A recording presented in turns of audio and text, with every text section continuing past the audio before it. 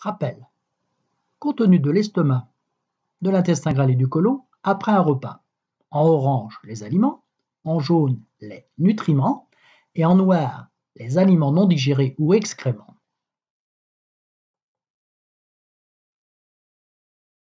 Que s'est-il passé au niveau des organes du tube digestif?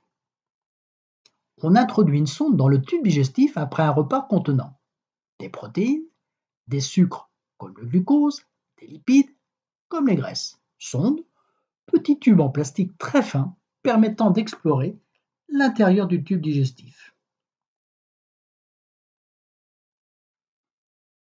Placement de la bouche, de l'œsophage, de l'estomac et début de l'intestin grêle. Mesure, observons.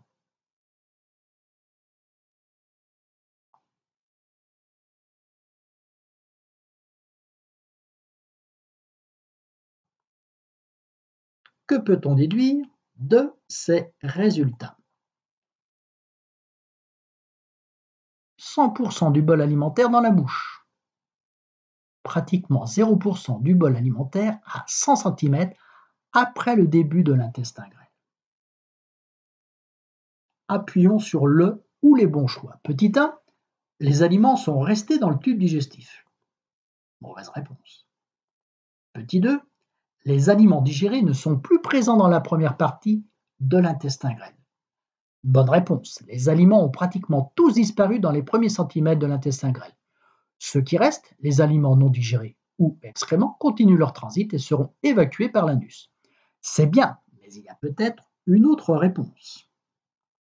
Les aliments sont tous digérés dans l'estomac. Mauvaise réponse. Les aliments passent dans le sang au niveau de l'intestin grêle. C'est peut-être une bonne réponse. Cette affirmation est une hypothèse, car rien ne prouve que c'est dans le sang que se trouvent les aliments digérés.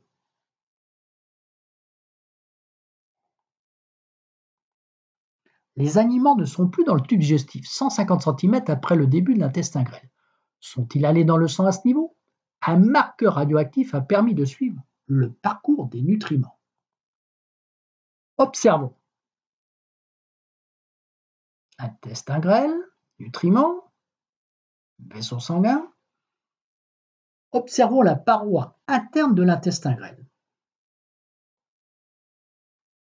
Notons le parcours des nutriments.